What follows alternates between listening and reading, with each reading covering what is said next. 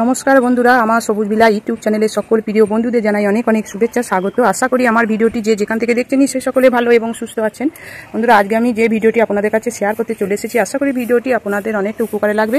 বন্ধুরা, আমি যে খাবার গাছে দিই এবং তাতে রেজাল্টও পেয়েছি দুর্দান্ত, সেইটা আমি আপনাদের কাছে শেয়ার করতে খুবই ভালোবাসি, যাতে আপনারা সেই উপকারটা পান। যেসব গাছগুলো বন্ধুরা আপনারা বসিয়েছেন ঠিক মতন বৃদ্ধি হচ্ছে না, বা ফুল আসছে না, বা ফুল এলে ঝরে যাচ্ছে, বা ফলের ঠিক মতন বৃদ্ধিও হচ্ছে না, এইরকম লঙ্কা গাছেও আপনারা প্রয়োগ করতে পারবেন। লেবু গাছে, লঙ্কা গাছে সেই খাবারটা দেখুন, এই ছোট ছোট লঙ্কা গাছে কি সুন্দর লঙ্কা ধরে আছে।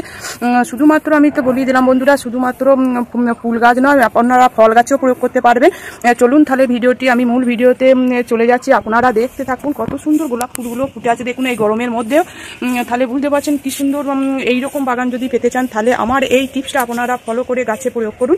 দেখুন যে টিপসটা আমি দেখাবো, এই তো গরমের দিনে আমাদের বাড়িতে তো থাকে এই টক দই। এই টক দইটা আপনারা শুধু আপনারা খাবেন না তা নয়, কিন্তু এইটা যে অবশিষ্ট যে জলটা থাকে বন্ধুরা, সেই জলটা দই সমেত জলটা আপনারা আপনাদের বাগানের গাছের যে সমস্যাগুলো বললাম সেইগুলো যদি থাকে, তাহলে এইটা যদি আপনারা প্রয়োগ করেন তাহলে দুর্দান্ত রেজাল্ট হবে। আপনারা এটা 1 লিটার জলের মধ্যে 1 চামচ এইরকম টক দই নেবেন, দিয়ে তার সঙ্গে একটু হলুদ গুঁড়ো পাইল করে আপনারা সমস্ত বাগানে সমস্ত গাছে আপনারা প্রয়োগ করবেন। এখানে আমার 2 লিটার জল আছে, আমি 2 চামচ দিয়ে দিলাম।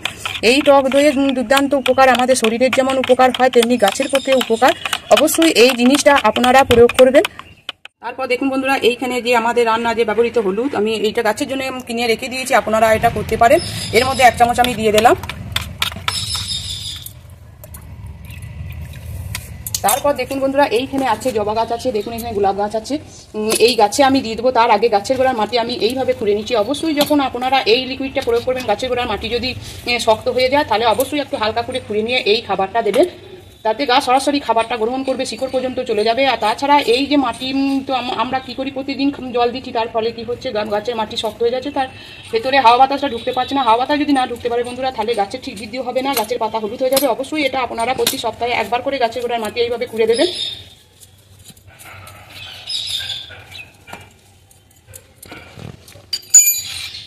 তারপর এই খাবারটা আমি এই গাছে দিয়ে দিচ্ছি।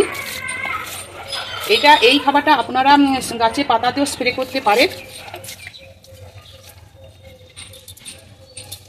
তাই বলবো বন্ধুরা, এই যে ঘরোয়া উপকরণগুলো আমাদের বাড়িতে আছে, এই দিয়ে আপনারা গাছের পরিচর্যা করুন। গাছের যে সমস্ত সমস্যা হচ্ছে সেই সমস্ত সমস্যাটা দূর হয়ে যাবে। কারণ এই লিকুইডটা আমি বলিয়ে দিলাম, গাছে ফুল না এলে, ফুল ঝরে গেলে, গাছের ফলে বৃদ্ধি না হলে এইগুলো সমস্যা থেকে দূর করবে। অবশ্যই আপনারা এটা প্রয়োগ করবেন।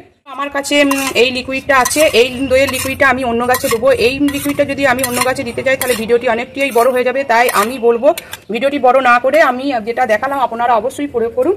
তাই যে সমস্ত বন্ধুরা আমার ভিডিওটি এতক্ষণ ধরে দেখলেন, নিশ্চয়ই ভালো লেগেছে। যদি ভালো লেগে থাকে তাহলে প্রচুর প্রচুর লাইক করবেন, কমেন্ট করবেন এবং সাবস্ক্রাইব করে আমার সবুজ বিলা ইউটিউব চ্যানেলের পাশে থাকবেন।